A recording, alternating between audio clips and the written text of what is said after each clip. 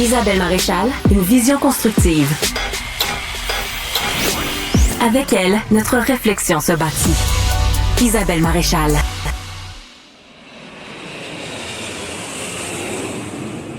Mesdames et messieurs, préparez-vous à décoller pour le voyage de votre vie.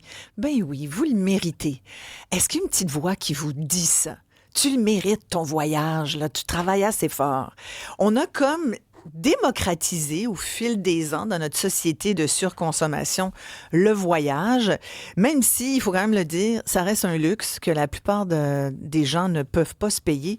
Puis avec les temps qui courent, il y en a qui sont pas à la veille de voyager puis de prendre l'avion parce que le budget diminue comme neige au soleil. On va en discuter, puis je veux vous poser la question. Est-ce que vous croyez que c'est possible de voyager autrement? En d'autres mots, peut-on voyager encore sans se culpabiliser à outrance, sans se flageller? Puis en même temps, si on pense à la planète, combien de voyages on peut se payer véritablement en émettant des GES? Est-ce que ça vous préoccupe, ça? Ou quand vous vous bookez un voyage, vous vous dites, bon, advienne que pourra, après tout, là, si tout le monde le fait, pourquoi pas moi? Mon bikini, ma brosse à dents, comme il chantait Dodo. 1-877-827-2346 pour nous joindre par texto. Vous faites le 187 Cube Radio. Est-ce que vous voyagez cet été? Quel est votre projet de voyage? Est-ce que ça veut dire prendre l'avion, la voiture, ou vous y allez en vélo, pack-sac? On en discute avec deux invités. D'abord, j'ai vraiment beaucoup apprécié son ouvrage « Peut-on voyager encore? Des réflexions pour se rapprocher du monde » de l'auteur Rodolphe Christin, conjoint en direct de France. Bonjour, Rodolphe. Bonjour. Merci d'être avec nous. Alors, c'est une grande question que vous posez. Peut-on voyager encore? Oui, c'est une question qui ne va pas de soi, hein, parce que le voyage est devenu une sorte de réflexe conditionné. Donc, j'ai voulu un peu remettre en cause ce réflexe-là, c'est-à-dire que cette norme de comportement qui fait que dès qu'on a un instant en tout cas quelques instants de temps libre, eh bien, on en profite pour partir, c'est-à-dire quitter son lieu de vie quotidien. Ça pose un certain nombre de questions. Alors, d'abord, ça pose des questions concernant l'impact social et environnemental de cette pratique-là. Et puis, ça pose des questions sur notre cadre de vie habituel, puisque si on est si empressé pour le quitter, est-ce que ça veut dire qu'il est devenu invivable à ce point? Exactement. Vous parlez de l'invivabilité des lieux. On y reviendra. Vous posez aussi la question, puis vous, à la question « Peut-on voyager encore? » Votre réponse? Ma réponse est, tel qu'on le pratique aujourd'hui et tel que l'industrie touristique se développe, non. Je pense que ça n'est pas raisonnable, ça n'est pas responsable, et je pense que la planète ne peut pas supporter cela sans impact destructeur dont on commence à sentir les effets. Voilà. Vous, c'est vraiment la notion de changement climatique, de pollution atmosphérique, d'émissions de gaz à effet de serre, de santé humaine qui vous préoccupe, Oui, Rodolphe. mais aussi il y a aussi un questionnement politique, c'est-à-dire que je pense qu'on devrait aussi raisonner sur sur nos vies quotidiennes, hein, comme je le disais tout à l'heure, qu'est-ce qui fait que le besoin de partir est aussi fort et comment est-ce Ouais. qu'on pourrait finalement ramener ici euh, des motifs qui nous poussent à aller chercher ailleurs, trouver ailleurs quelque chose, mais quoi? Et je pense que, alors il y a eu des événements récents, je pense à la pandémie de Covid-19 qui a compromis ce passage de frontières avec le confinement. Et un des réflexes qu'on a observé, c'est que les gens qui le pouvaient, notamment les gens qui vivaient en milieu urbain, se sont empressés à s'enfuir de chez eux pour aller trouver des lieux plus vivables pour passer ce confinement. Je pense qu'on a là le symptôme de quelque chose dont on aurait pu creuser un peu l'origine. Et si on creusait, est-ce que ça veut dire qu'on n'est pas bien chez soi? Qu'on a Je besoin d'aller pense voir que d'une ailleurs? Qu'on part, a besoin d'aller voir ailleurs, justement? effectivement, je pense que c'est le symptôme d'un mal-être. Mais c'est aussi le symptôme d'une logique de marchandisation du voyage qui a pris le pas sur tout le reste.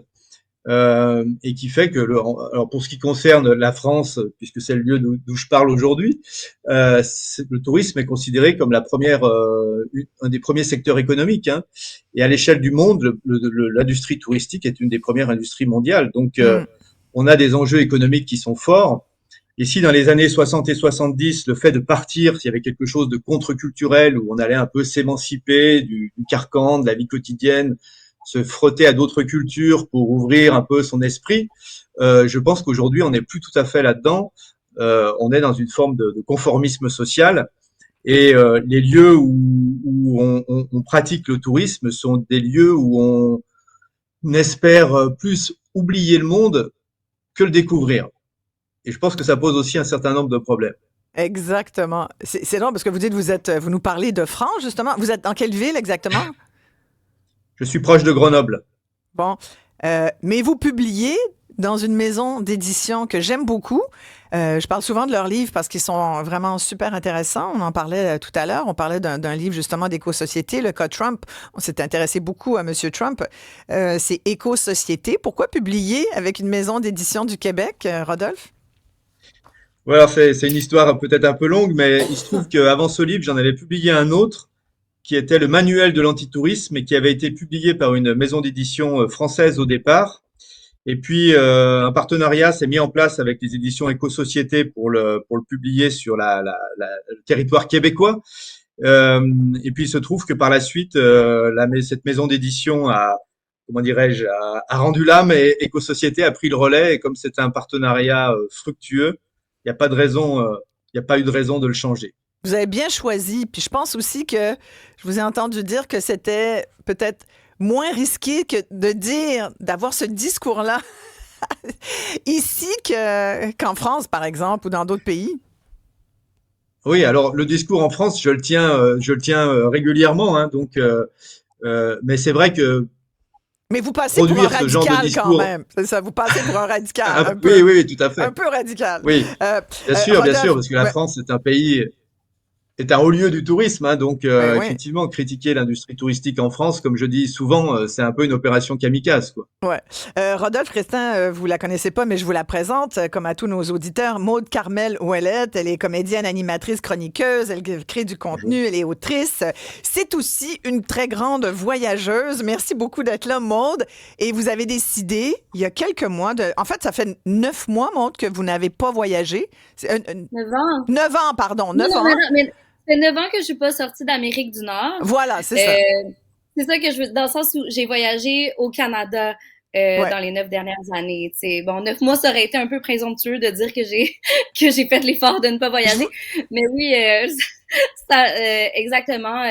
On privilégie beaucoup le tourisme local, mon copain et moi, là, depuis qu'on se connaît. Vous qui êtes une grande voyageuse, justement, 9 ans sans sortir d'Amérique du Nord. Là, évidemment, ça inclut les États-Unis. Et là, vous allez avoir un méchant problème parce que si vous êtes à l'image des Québécois qui boudent les États-Unis cette année pour leurs vacances, il y a un sondage léger récemment qui disait qu'il y a 10% des gens là, qui ont déjà annulé leur voyage aux États-Unis qui était prévu cette année. Il y en a près de 60% qui disent « Bon, moi, finalement, je ne prévois pas me rendre visite aux Américains, même si j'avais peut-être cette envie. » La plupart des Québécois ne l'ont plus. Là. C'est sûr que les tarifs, ça nous éteint un peu le désir. Il y a d'autres façons de voyager et vous êtes un peu dans la mouvance de Rodolphe Christin. Vous posez cette question aussi. Comment voyager autrement que de la façon traditionnelle, habituelle, formatée, consommatrice?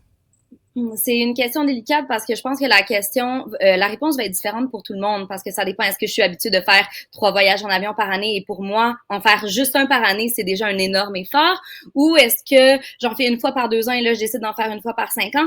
C'est délicat parce que là, on adresse la question de mérite. Tu sais, vous l'avez dit en introduction, mériter un déplacement en avion, est-ce qu'il y a un barème de sacrifice par décennie à respecter pour avoir le droit de découvrir une autre culture, de s'imprégner de nouveaux paysages sans se couvrir se faire couvrir de honte.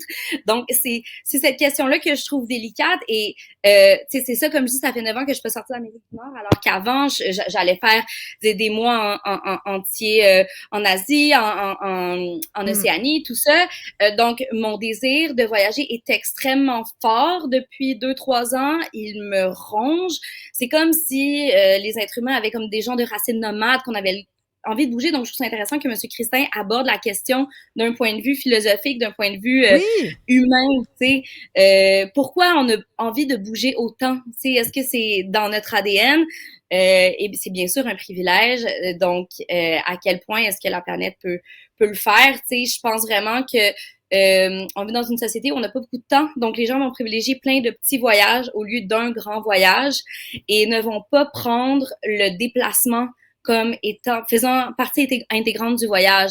Alors que si on était dans une société où on n'avait pas des horaires de ministre, où on n'avait pas juste tant de vacances par année, on pourrait peut-être se permettre d'aller en voilier à Paris, tu sais, à partir de Montréal, tu sais. Mais là, tout à fait. Puis vous avez raison, Maud, ce qui pollue aussi le voyage, c'est le fait qu'on nous a formaté des semaines tout inclus, quelque part sur une île, pas trop loin, dans des avions où il n'y a plus de service finalement. D'ailleurs, il y a beaucoup, je dois vous le dire, là, de commentaires là-dessus. Des auditeurs qui me disent, il y en a vraiment beaucoup là, qui me disent voyager, oui, mais certainement pas aux États-Unis, avec des emojis de face pas contente. Il y a Gaëtan qui dit les GES, moi je m'en fous, vive les voyages en avion. Les politiciens voyagent tout le temps. Donc voilà.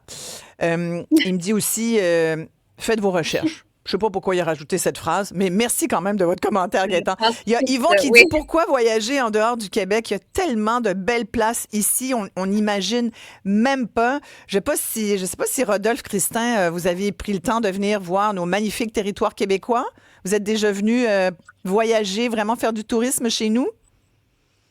Tout à fait, je suis déjà allé au Québec une fois, je crois, il y a de nombreuses années. Donc, je connais un peu le Québec. Je suis allé aussi dans l'Ouest canadien et même dans le nord du Canada. Donc, vous voyez, c'était ma période où justement je réfléchissais à la question du voyage et je pratiquais aussi le voyage. Simplement, je voudrais dire aussi une chose. Oui. Mm-hmm. Oui. Ben, c'est j'allais vous demander qu'aujourd'hui, si vous étiez... Allez-y. Oui. Excusez-moi, on doit aller à la pause, mais je voulais vous demander si, comme presque tout Français qui vient chez nous, vous êtes allé à New York en passant et à Niagara Falls. Non. OK, d'accord. J'aurais été étonnée, mais quand même. On revient tout de suite après cette pause avec les commentaires de nos auditeurs au 187 Cube Radio par texto 1877-827-2346. Dites-moi si vous avez l'intention de voyager autrement cette année.